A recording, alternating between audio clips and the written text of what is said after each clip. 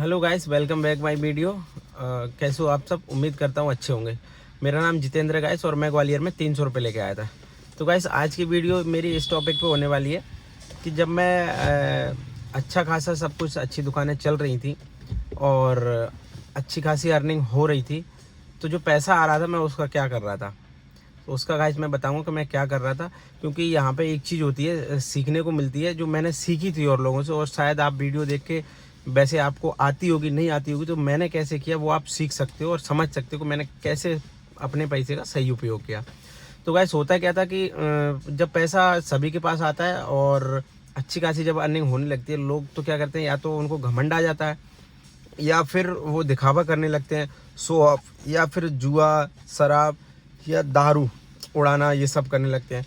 तो guys in सब से तो मैं बचपन में ही कसम खा ली थी कि ये सब नहीं करना है, और अभी भी नहीं करते। हम दोनों भाई कोई भी नहीं करता है, ऐसी फालतू की कोई चीज़ है ही नहीं। दूसरी कि अक्सर लोग हवाबाजी करने लगते हैं, तो ऐसा हमने कुछ भी नहीं करा, नॉर्मल रहते हैं आज भी और पहले भी नॉर्मल ही रहते, जैसे पहले रहते थे और वैसे ही आज रहते हैं। दूसरा गाइस मैंने एक चीज़ समझ ली थी, और मुझे मतलब जैसे आप जैसी संगत में बैठते हो तो वैसे वैसे आपको लोग भी मिलते हैं, समझाएंगे भी अगर आप नए हो, और नहीं समझाएंगे तो उनकी कुछ बातों से आपको समझना होता है। कोई बार इशारा करता है व्यक्ति, आपको खुद ही समझनी होती है बहुत सारी बातें।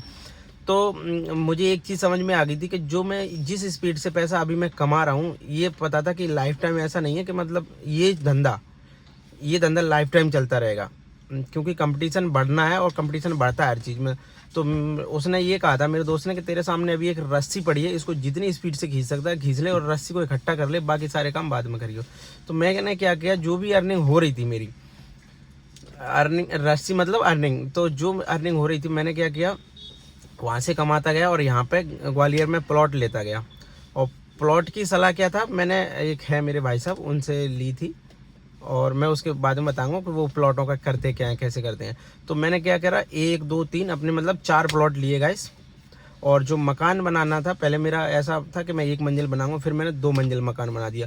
और जो मेरा एक और जो जैसे अभी मैं रह रहा हूँ, वो मकान मेरा नया है, अभी 2 साल पहले उद्घाटन किया था। तो पहले मेरा मन ऐसा नहीं था कि मैं इसको 2 मंजिल बनाऊंगा, तो सिंगल ही मंजिल के हिसाब से बनाया था। फिर जब आया और लक्ष्मी जी आई तो फिर मैंने उसको डबल मंजिल कर दिया, तुरंत के तुरंत साथ के साथ ही। फिर उसके बाद जो उद्घाटन किया था, फिर और मुझे लगा कि मुझे एक और घर बनाना चाहिए ऐसा। एक 2 प्लॉट मेरे सैनिक कॉलोनी में, गेट बंद कॉलोनी में, अच्छी पार्किंग वार्किंग, बहुत सारी चीज़ें सुविधाएं उसके अंदर, और मतलब बहुत कॉस्टली है वो प्लॉट, लगभग अच्छी खासी रेट का है वो प्लॉट। तो फिर मैंने क्या कहा, वहाँ पे भी बोर करा के और वहाँ पे भी मकान का काम चालू कर दिया। तो फिर मैंने देखा कि मतलब काम मैंने ज़्यादा फैला लिया था, क्योंकि दुकानें भी चल रही थी उस टाइम पे, और मैंने इधर मकान का भी काम शुरू कर दिया। जैसे तैसे इस मकान में हम लोग शिफ्ट हो पाए थे, बहुत दिक्कतों के बाद, क्योंकि गैस काम, ये एक चीज़, जब आपका घर मकान बन रहा है तो आपको ही ध्यान देना होता है, कोई और पड़ोसी नहीं देने वाला। और चाहे कोई भी हो, XYZ किसी का ही ऐसा होता है, आप पैसा लगा रहे हो तो आप अच्छे से आपको ही ध्यान देना है। तो ये चीज़, ये सब जब मेरा मकान कंप्लीट हो गया तो होते होते मुझे ये चीज़ समझ में आ गई थी। दूसरा गाइस, जब मैंने उसमें सैनिक कॉलोनी में भी अपना आधा अधूरा मकान अभी मेरा बना रखा हुआ है, मैंने अभी उसको होल्ड कर दिया, क्योंकि मकान में इतने पैसे लगते हैं बहुत ज़्यादा। फिर मैंने ये सोचा कि अभी जिस हम मकान में रह रहे हैं, और इसमें जब हम रह रहे हैं ऊपर वाले फ्लोर में, नीचे के फ्लोर हमारा खाली है, सामान रखा हुआ बस, एक भैया रहते हैं किराए से।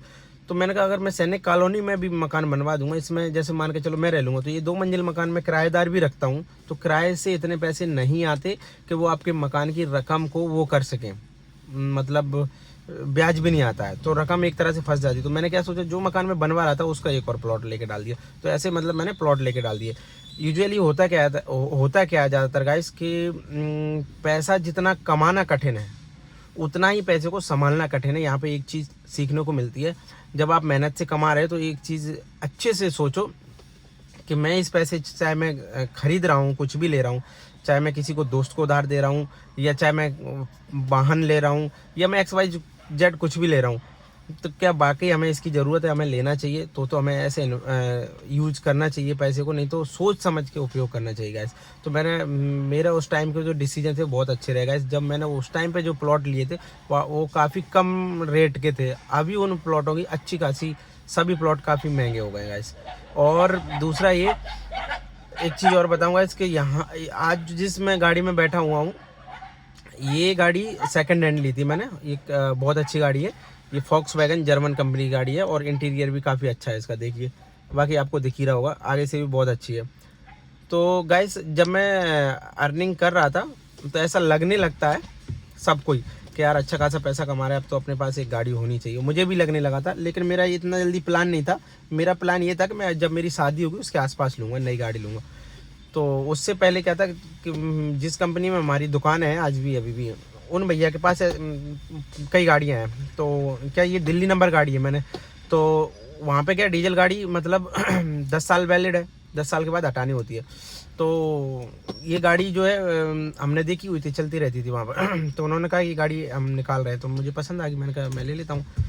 तो भैया ने उसी टाइम पे 2 गाड़ी बेची थी, सेम यही कंपनी की गाड़ी थी। ये वो है बेंटो, फॉक्सवैगन बेंटो 1.6। तो क्या है कि ये गाड़ी आज भी उन्हीं के नाम है, उन्हीं के नाम है, मेरे नाम नहीं है। और उनको, वो मुझे जानते हैं, 7-8 साल हो गए उनके साथ चलते चलते। तो इस गाड़ी को 3 साल हो गए मेरे पास, तो उनके साथ चलते चलते हमें 7-8 साल हो गए थे। तो उन्होंने ये मतलब कहा ठीक है चल कोई बात नहीं। मैंने कहा भैया मैं नाम कराऊँ तो इसमें लगभग 2-2.5-3 लाख रुपए का खर्चा आ जाता, क्योंकि एमपी का टैक्स भरा जाता, तब उसके बाद नंबर भी वही रहता, फिर भी सिर्फ नाम मेरे बोलती। अभी नाम उन्हीं की बोलती है जिस व्यक्ति के नाम है। तो गाइस यहाँ पे देखिए एक चीज़ और सीखने को मिलती है कि मैंने एक चीज़ इससे सीखा है कि मैंने नई गाड़ी ना लेते हुए सेकंड हैंड गाड़ी ली, तो बहुत अच्छा किया। और ये गाड़ी मुझे लगभग नई स्प्लेंडर बाइक जो है मेरे पास, उससे काफ़ी कम में ली। नई जो स्प्लेंडर आती है ज़्यादा की नहीं आती, 1,10,000 तक आ जाती है, 1,15,000, उससे भी कम में ली थी मैं ये गाड़ी। गाइस झूठ नहीं बोलूँगा, उससे भी कम में ली थी, क्योंकि उन्हें व्यवहार और मुझे देखते हुए दे दी थी। और पैसे भी मैंने इस गाड़ी के लगभग 20 दिन बाद दिए थे भैया को। उन्होंने कहा चला ले, जब दे दियो कोई दिक्कत नहीं, बस चाहिए मुझे एक बार में। तो इस गाड़ी से मैं एक चीज़ सीख गया, और आप भी सीख सकते हो कि पहली बात तो ये कि इस कंपनी की गाड़ी नहीं लेनी। मैं तो ग्वालियर में रह रहा हूँ, उसके अलावा इस गाड़ी का मेंटेनेंस बहुत हाई है। मतलब शिफ्ट हो गया, सॉरी सुजुकी, महिंद्रा, टाटा, इनकी गाड़ियाँ ले लो, सस्ते दामों में बहुत अच्छे काम हो जाते हैं उनके। इसमें क्या रहता है, इसको पहली बात तो कोई देख नहीं पाता, कोई खोल नहीं पाता, हर मिस्त्री मना कर देता है। कोई दिक्कत आ गई इसमें तो वो बोले, या फिर चलो खोल भी लेगा तो भाई साहब उम्मीद है कि हर मिस्त्री इसको ठीक नहीं करता और सेटिंग बिगाड़ देगा इसकी। तो इसके ग्वालियर में 2-3 ही मिस्त्री हैं जो मुझे पता है कि हाँ वो वहाँ पे काम सही होता है। उनके पास सिर्फ वो यही गाड़ी खोलते हैं और दूसरी खोलते ही नहीं है, सुजुकी या खोलता ही नहीं है, वो लेता ही नहीं है, इन्हीं गाड़ी का काम होता है। दूसरा सेकंड हैंड गाड़ी लेने का ये फ़ायदा होगा, जब मैंने गाड़ी ली तब यार जब गाड़ी लेते नई हो चाहे पुरानी, गाड़ी तो गाड़ी होती है, अपनी फैमिली कार थी, अच्छी थी, इसको बढ़िया चकाचक रखता था। तो जब गाड़ी में लेके आया तो कुछ ही दिनों में बच्चों ने, इसमें मोहल्ले के बच्चों ने गाइस इतना गलत कर दिया कि एक जो कील होती है ना, कील से लेके पीछे से लेके आगे तक कील से ऐसे स्क्रैच मार दिया। तो मैंने जब देखा तो मुझे बहुत दुख हुआ, तो समझा लिया फिर अपने आप को कि बच्चे ने कर दिया, अब क्या ही कहना, कुछ भी नहीं कहा मैंने, चल ठीक है। पर मैंने उसके घर पे बता दिया कि आपके बच्चे ने ये कर दिया, थोड़ा ध्यान रखना, आप समझाना, अब ना होना चाहिए। तो गाइस अगर नई गाड़ी होती तो फिर दिक्कत हो जाती, क्योंकि जैसे अगर किसी बच्चे ने या किसी ने स्क्रैच मार दिया तो उस पर ये होगा कि आप वो स्क्रैच ठीक नहीं करवा सकते। आपको जैसे अगर गेट पे स्क्रैच आई है तो गेट पे पूरे को पेंट कराना पड़ेगा। आप सोचो कि वो लकीर लकीर ठीक हो जाए, तो ऐसा नहीं होता है। ऐसा कोई मिस्त्री करता भी नहीं है, जहाँ तक मुझे पता है, मैंने करवाया तो वो होता नहीं है ठीक।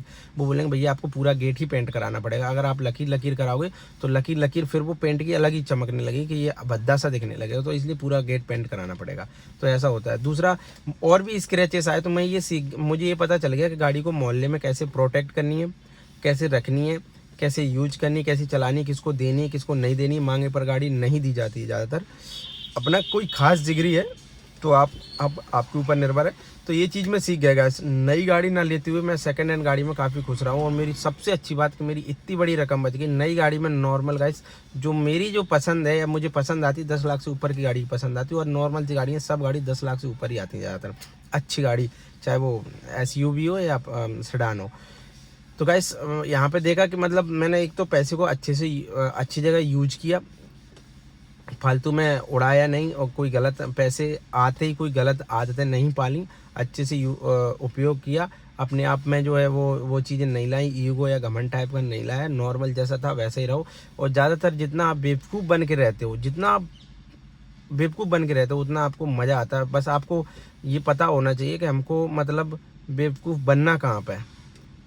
मतलब आपको ये ऐसा नहीं है कि आप हर जगह बेवकूफ़ नहीं बन सकते, कई जगह आपको अपना जो रहता है अनुभव वो भी दिखाना पड़ता है, बताना पड़ता है कि हाँ भाई इतना बेवकूफ़ नहीं हूँ मैं। और जहाँ आपको लगता है कि सामने वाला आपसे बड़ा खिलाड़ी है, आपसे ज़्यादा चतुर है, तो आपको शांत रहकर चीज़ें सुननी चाहिए और सीखनी चाहिए। तो गाइस, जो भी आपको वीडियो अच्छी लगी हो तो शेयर करें, कमेंट करें और चैनल को सब्सक्राइब करें। मैं यूट्यूब पर अभी नया हूँ, तो थोड़ा सा मेरी एडिटिंग वगैरह उतनी अच्छी है नहीं, आगे चल के हो जाएगी, तो थोड़ा सा सपोर्ट कीजिए गाइस। और आगे मैं अपनी अच्छी आदतों की वीडियो या अपनी अच्छी बुरी जो भी आते रही हैं, बुरी मैंने कुछ गलतियाँ भी की हैं तो वो भी मैं शेयर करता रहूँगा। मिलते हैं अपन नेक्स्ट वीडियो में। Okay bye.